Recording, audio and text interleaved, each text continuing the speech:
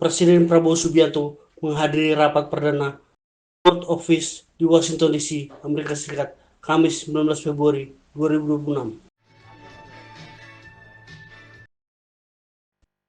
Indonesia berperan aktif dalam World Office atau BOP untuk mendorong kemerdekaan Palestina dan solusi dua negara atau two-state solution melalui langkah nyata.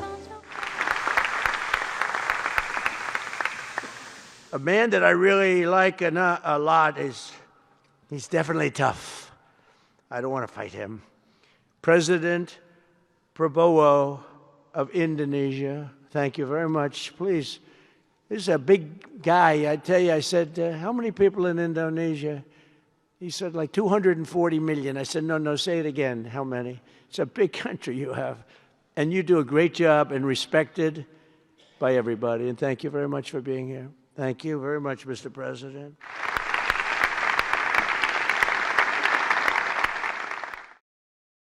Indonesia bertujuan memastikan proses rekonstruksi Gaza sesuai hukum internasional, menjembatani bantuan kemanusiaan, serta memperkuat posisi diplomasi Indonesia dalam menjaga perdamaian dunia.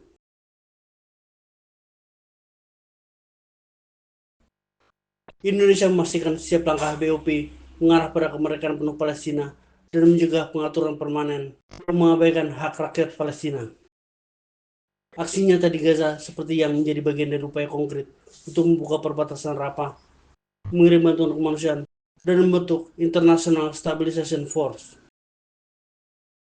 Amerika Serikat melalui Mayor Jenderal Jesper Jepper mengumumkan Indonesia ditunjuk sebagai wakil komandan International Stabilization Force atau ISF.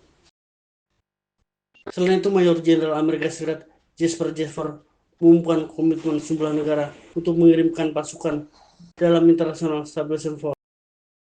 Pada pertemuan perdana Dewan Perdamaian Internasional atau Board Office atau BOP di Washington DC, Kamis 19 Februari 2026. Kepercayaan terhadap Indonesia di ISF menunjukkan peran strategis bangsa ini dalam mendorong solusi damai. Setiap langkah diplomasi dan kerjasama keamanan adalah bagian dari ikhtiar panjang menuju Gaza yang lebih aman. I'm incredibly pleased to announce today that the first 5 countries have committed troops to serve in the ISF. Indonesia, Morocco, Kazakhstan, Kosovo, and Albania. And 2 countries have committed to train police, Egypt and Jordan. I would also like to announce that I have offered and Indonesia has accepted the position of Deputy Commander for the ISF.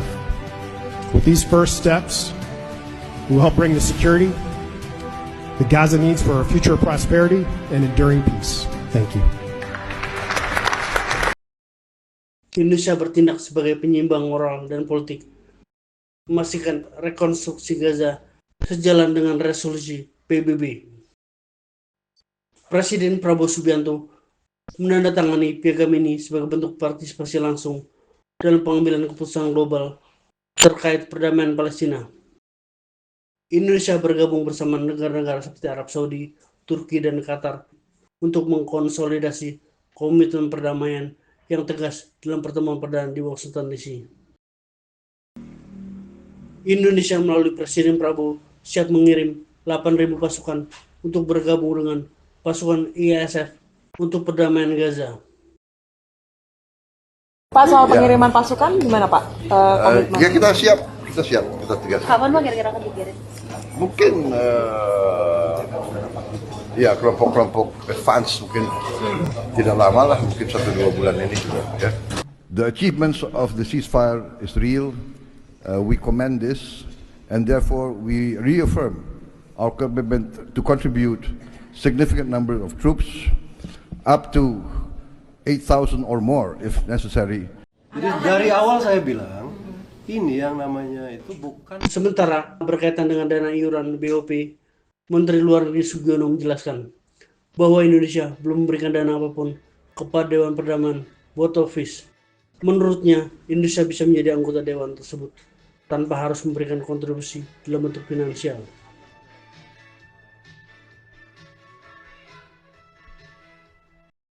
Dari awal saya bilang, ini yang namanya itu bukan iuran keanggotaan, bukan syarat keanggotaan, tidak. Kita sekarang sudah anggota, nggak perlu bayar juga nggak apa-apa. Kan? Jadi kemarin itu yang dibicarakan soal ini bukan kontribusi, ini on top of itu yang 1 miliar itu. Ada negara-negara lain yang ingin kontribusi di situ. Secara sukarela. Dan sudah ada pledge berapa kemarin? 5 atau 7. Ada yang uang, ada yang pasukan. Palestina juga sudah ada di sana, udah tahu, udah paham. Kemudian kita juga sudah menyampaikan national caveat kita. Jadi semuanya sudah terlibat. Jadi semua rencana komprehensif ini, kunci pertamanya adalah ceasefire, gencatan senjata, kemudian ciptakan suasana yang aman dan stabil, baru tahap-tahap berikutnya itu bisa dilakukan. Dan itu juga kemarin sudah disampaikan. Menteri Luar Negeri Sugiono mengakui bahwa Board Office memang menawarkan calon anggotanya untuk membayar biaya kontribusi sebesar 1 miliar US dollar atau setara dengan 16 triliun. Hanya saja menurutnya, biaya ini bukan merupakan kewajiban atau syarat utama untuk menjadi anggota Board Office.